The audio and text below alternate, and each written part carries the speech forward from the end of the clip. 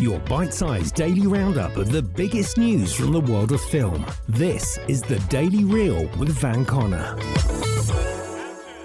Good morning, it's Wednesday, February the 10th. Birthday to Chloe Moretz, Elizabeth Banks, Emma Roberts, Keely Hawes, and Laura Dern. Today, back in 1995, saw the release of the Adam Sandler comedy Billy Madison, while franchise peak Final Destination 3 was released in 2006, and 50 Shades Darker arrived today in 2017. As for today in 2021, meanwhile, here's the news.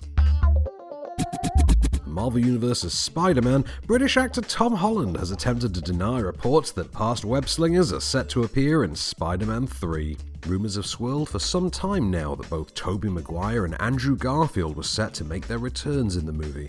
Said reports were spurred on, of course, by the confirmed returns of franchise alums Alfred Molina and Jamie Foxx from 2004's Spider-Man 2 and 2014's The Amazing Spider-Man 2, respectively. But Holland has shot down the rumours of Maguire and Garfield cracking open the Spider-Verse for a team-up in a recent interview with Empire, telling the magazine, "No, they will not be appearing in this film.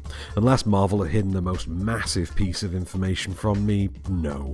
It'll be a continuation of the Spider-Man movies that we've been making." Holland makes light of his notoriety when it comes to spoiling the intensely secretive plot details of the MCU, but his denial has fallen on deaf ears within the fandom, especially considering the fact that both Maguire and his Green Goblin, Willem Dafoe, have now both been spotted around filming. The presently untitled Spider-Man Far From Home sequel will debut on December 17th, and will also star Zendaya, Jacob Batalon, and Marissa Tomei.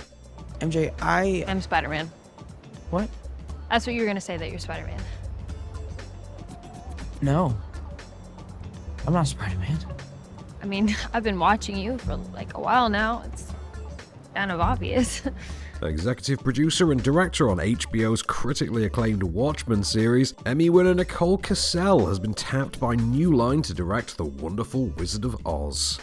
The film will apparently be a complex reimagining of L. Frank Baum's children's novel, as opposed to a straight reboot of the classic 1939 Hollywood musical that starred Judy Garland. Kassell reportedly won the role of director in large part because of her work on Watchmen. New Line and parent company Warner Brothers, who own and created the series, were impressed with Kassell's talent for intricate world building and her ability to balance a striking visual tone with intelligent Easter eggs for fans, all whilst adapting infamously difficult source material. In a statement, Kassell said, "I am exhilarated and humbled by the responsibility of reimagining such a legendary tale. These are profoundly iconic shoes to fill, and I'm eager to dance alongside these heroes of my childhood as we pave a newly minted yellow brick road." No production schedule for The Wonderful Wizard of Oz has been finalized. But how do I start for Emerald City? It's always best to start at the beginning, and all you do is follow the yellow brick road. Blue Sky Studios, the animation house previously owned by 20th Century Fox and responsible for the Ice Age films, is being closed down by Disney. The studio, which has grossed almost $6 billion in its lifespan, is largely being shuttered due to the COVID-19 pandemic. Acquired in the deal that saw the Walt Disney Company buy out 20th Century Fox, many had expected the studio to remain following the merger. Alas, the challenges of the past year have seriously hurt Disney's bottom line, not just from a filmmaking front, but with park closures as well, meaning that the company felt it was no longer viable to run 3 animation studios. In a statement, a spokesperson for Disney said, "Given the current economic realities, after much consideration and evaluation, we have made the difficult decision to close filmmaking operations at Blue Sky Studios." The studio's last day will be in April, and there are tragically no plans for another facet of the company to absorb Blue Sky's 450 employees, nor to continue the film it was working on. Said film was Patrick Osborne's highly anticipated indie graphic novel adaptation, Nimona. That flick had been set for a January 14, 2022 release, but will now unfortunately be abandoned and will no longer release. The news makes Blue Sky's last feature, 2019's Tom Holland and Will Smith avian espionage picture Spies in Disguise, its swan song. You can talk? Lovey, we can talk!